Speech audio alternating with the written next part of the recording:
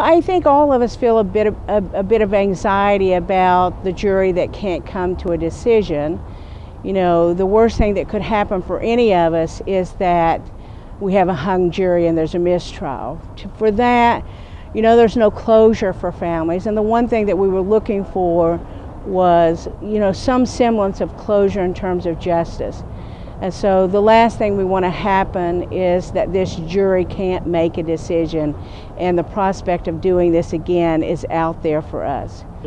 Well, what I would say is that whether Don Blankenship gets convicted by the courts of the land, you know, whether or not there is a hung jury, a guilty verdict, or a not guilty verdict, the one thing that I think is really important for me is that history is going to hold him accountable for his real, true charge, and that is the reckless disregard for human life and the negligent homicide of 29 minors.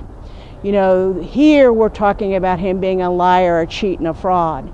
But the real truth is that he had reckless disregard of human life, and he did the negligent homicide of 29 lives. It's really sad that someone had such grievous greed. You know, all of us have watched our lawyer shows, and we know that we look for means, motive, and opportunity. And when you think about, well, what's the motive for this guy to so recklessly run his organization and to allow safety to have no value whatsoever to him?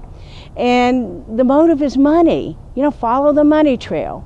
And Mr. Blankenship, the reason he wanted them to run, call, and not stop and do any safety was that he got money for every foot of coal that was mined. He got a portion of that, not just for UBB, but for every single one of those resource groups. He got money.